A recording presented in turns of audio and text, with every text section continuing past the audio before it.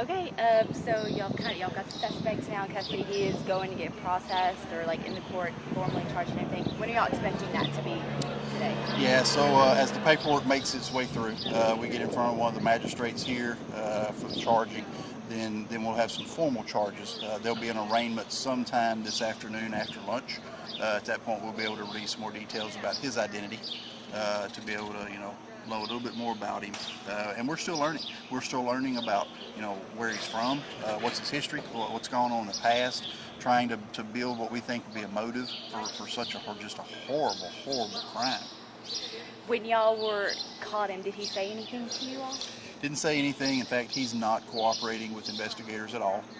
He's chosen not to speak or say anything about any of the events that are leading up to him being arrested and being here, which is fine. The guys are trained to make that case with or without his help.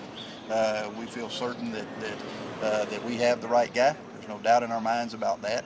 And now we just go through the motions of seeing that justice is served by getting him charged and brought in front of a judge. So, he's not cooperating. So, motive, anything?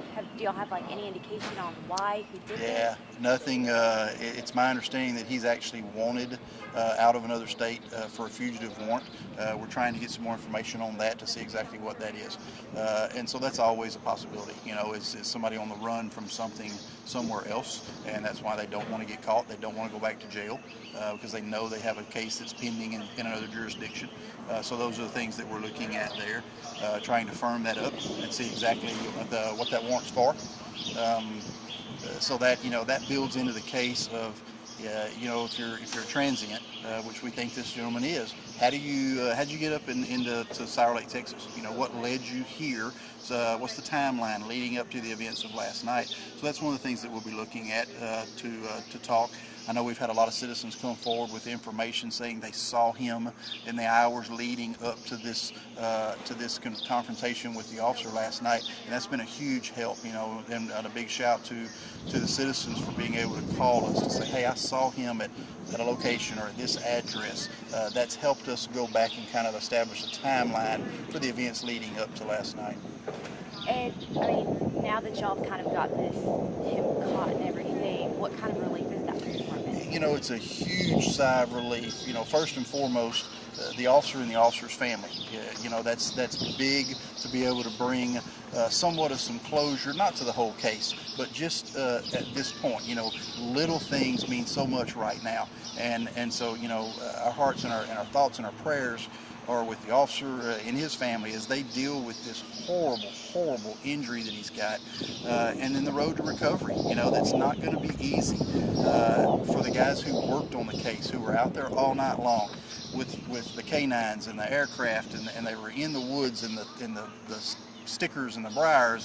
Just horrible. And those guys, it makes it worthwhile when it comes to a close, when you can get the suspect and get him arrested and get him off the street.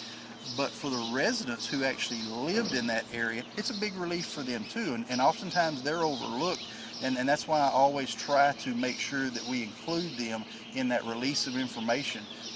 They deserve to know what's going on in their neighborhood, and so we're always transparent. I've always erred on the side of giving as much information as I could, because if it's my neighborhood, I want to know. If it's not safe to go outside, I want law enforcement to tell me, hey, stay in your house. And so, we were real quick to jump on that and tell the residents, don't go outside, just shelter in your house. So it's a huge relief for them too, knowing that they don't have to be watching over their shoulder.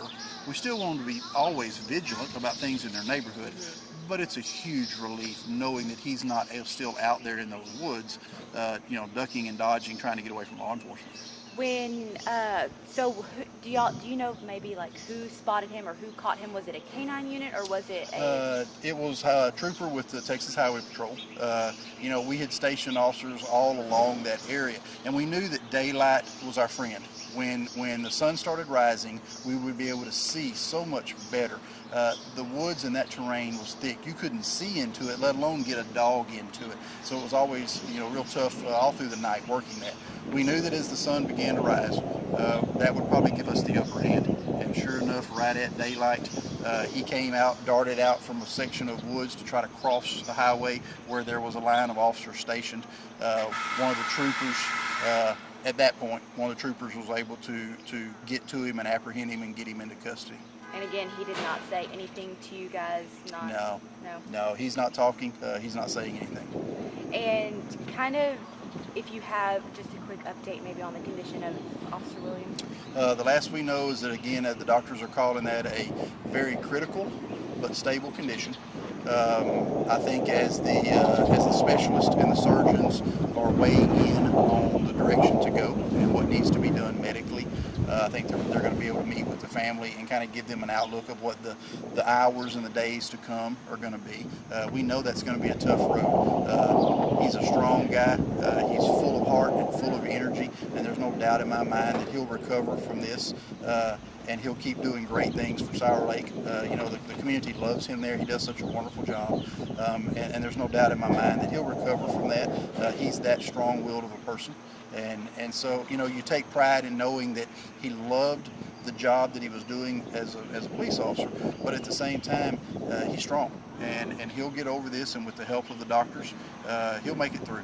And we're excited to know that his better days are still to come. So when he was actually called to the store, correct? Correct. Okay, and then was there an altercation going on at the store? Would somebody else call? Is that what happened? Yeah, apparently he was there either begging for money, panhandling, and the clerk and the employees at the store said, hey, it's time for him to go. We want to get him removed from the property, and apparently at some point someone had asked him to leave and he refused. So that initiated the call to law enforcement. When the officer responded to the scene and got out of his patrol car, there was little to no conversation.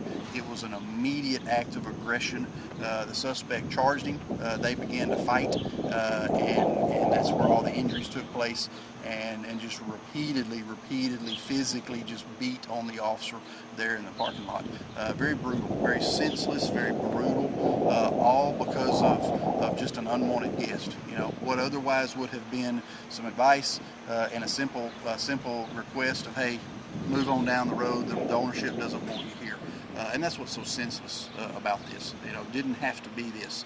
Did not have to end this way. Didn't have to turn out that way. But yeah, that was the initial call, and immediately before there was any conversation or explanation about what was going on, he confronted the officer, and they got into the physical fight as soon as the officer got out of his car. So it happened in the parking lot. Okay. And witnesses and stuff, everybody's been coming forward and cooperating. Sure, right? yeah, we've got a great stream of witnesses that have come forward, give us information. We feel like we have a really good handle on the timeline and the events that led up to that. There was a point where he stole the cop car. He actually stole the police car and drove it from the scene with other officers chasing him. The tires were deflated along the route to try to slow him down. And when the tires in the vehicle just mechanically couldn't go anymore, that's when he crashed through the gate at a ranch and then got out and ran on foot. And are y'all expecting a bond to be set? I don't know if that's something that y'all are. Well, he'll have an arraignment in front of a judge. The magistrate will make the determination if he is a candidate for bond, and then if he is, what that bond amount should be. And so that's the job of the magistrate to determine that. Our job is to present our case and present the charging instruments on what we're going to file. In this case, the Texas Rangers have been asked to take the lead as far as the investigating agency for the purpose of charges. We're all working together to gather evidence, take statements and witness interviews, but the charging agency will be the Department of Public Safety and the Rangers Division. And so they will present their charges, and then the judge will come back with whether or not he's a candidate for release on bond, and if so, how much. Okay. And this all started again 8:30 last night. Around 8:30 last night, the initial call came in. Lifeline got there at around like 9:30, 9:15, and then he was caught around 6:45 this morning. Is that correct? That's correct. Okay. Yes. Is there anything else that you would kind of like to add just about this investigation or a message? No, I'm so proud of the guys and girls that came out and worked. That stayed with this through the night, and this was really a multi-agency, multi-county operation. We had agencies from all across Southeast Texas lending resources, manpower, support. We had aircraft from 2 different agencies. We had K9s from probably 10 different agencies. TDC, Department of Correction, tracking dogs, and riders on horseback. You know, you want to utilize the resources that you have. So I'm proud of the cooperation, you know, the level that our agencies are able to come together and work as one, and the hard work paid off. And do you have a list of all those agencies? Have you released that yet? I haven't got a chance to look at the press release yet. I don't know that we've released that. We can get that to you. Okay, yeah. If you'll just email it to If you'll pick one, they're probably on the list. There was that many people there. Wow. Yeah. That's incredible, though. That you know, that it many is. people come It together. is. But again, I mean, that's the spirit of law enforcement and cooperation. And so when the call goes out, you know, the guys are coming, and they know that resources get stretched thin. And as these things go on, fatigue sets in. Those officers need a break. You know, we have to rotate them out. I mean, you can only tramp through the woods for so long until you've got to have some relief. It was hot last night. It was humid.